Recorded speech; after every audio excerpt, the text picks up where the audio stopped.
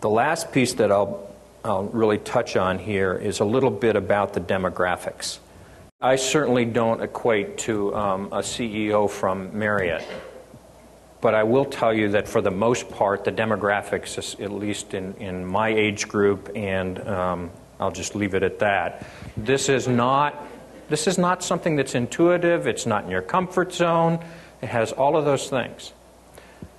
But when your functionality, a commander, when you can leverage the knowledge and the capability that comes out of something like this in a way that is so asymmetric to the way standard business is done, you can't ignore it. And you'd better get on board and you'd better go learn more about it, which is a lot of the reason why I'm here today, is not necessarily to tell you what I've learned, but to hear what you've learned. Because that's critical to me, because this is not standing still. It's turning on that 3-week center. And you cannot just say, okay, I got blogging and I'm okay for 30 years. It's just not going to be that way, A. B, an aircraft carrier, 5,000 people, average age 20 years and 4 months. My organization, missile silo field, average age 20 years and 1 month. There is an expectation on the part of the people that you bring into the organization that this is the way you're going to do business.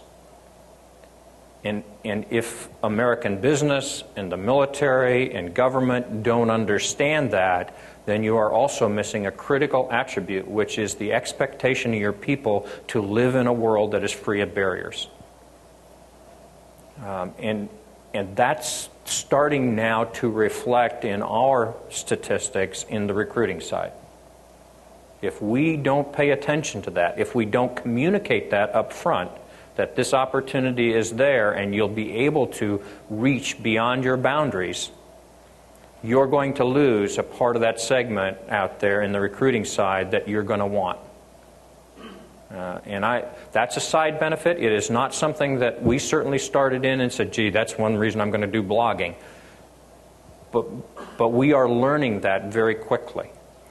When on our blogs, oftentimes, statistics and information that has actually shown value is sourced from MySpace, YouTube, etc., you start to say, well, maybe there's something here. When training is being done in some of these environments, and it's very meaningful, and it actually allows you to get inside that 3-week cycle, it really starts to change your mind. And the resource side of this can be in the high dollars, or it can be in the low dollars, but the value doesn't seem to be correlated to the dollars that you spend, which is hugely leveraging for an organization. So those are some of the things that we have learned in this environment. I'm obviously very committed to it, and I think it does take senior leadership to be committed, because I will tell you one last thing here. I think the people that are most threatened in a bureaucracy by this kind of activity are the process owners, because the process owners start to see control seeping away from them, because you're allowed to move cross-corridor, correlate information in ways that if you built a process, if you built a little kingdom, that starts to seep away your power, your authority to at least say no to something that is coming through. And which, to be frank, in government, we have a lot of processes with the authority to say no. Okay, and so that becomes very worrisome in this environment. And there's not, those processes have value, so you've got to understand what it is you're impinging on and try to understand the implications, second and third order effect. 9 times out of 10, we find out we can do pretty well just bypassing that process. But that's where you have a challenge, is in middle management. And we have found that we generally turn on 6-month centers for the culture. 6 months, I go out and say, we're going to do this. People start doing it. then the process owners start to re-infiltrate at about the 6-month point. Stuff starts to drop off. You take a baseball bat out, threaten firing, things like that. Get another 6 months, and then it retrenches again on you.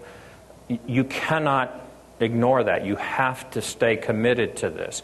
Even though the power of the activity is taking off, those who want to gain the power of particular activities back will retrench and build process around it to slow it back down.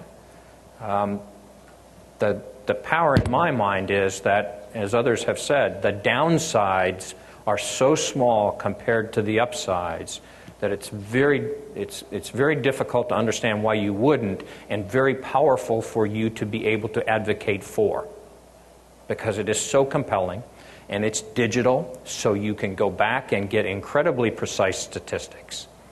The downside, oftentimes, when I walk around the floor of a particular organization and say, "What are you doing for me today?" and they say, "Oh, I've got this office, and I've got these people, and I have this budget," and I walk up to their computer and type in their name on this system, and I don't get a return. And I say, "So what are you doing?" "Well, I manage." "I don't know how much of that manage I need. Let me find out." When I walk over to your desk and I get, "Gee, these are all the kinds of things. Why are you working on that?" "Well, because if you put that with this, you get," "Whoa, that's pretty powerful." "And how long have you been with us?" "Oh, I'm 19 years old. I just came from Chicago, and I got recruited, and I just got out of boot camp." "I like you." You've got a potential here, you know. But again, it has very little to do with this. Okay, and so that's the power.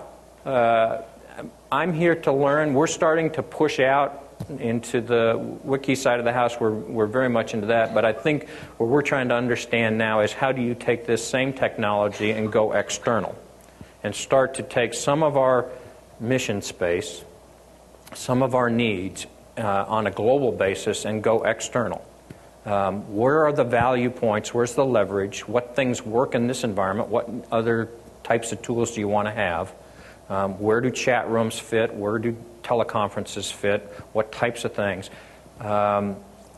Today we have doctrine. That turns almost as fast as the 30-year cycle, not quite as fast.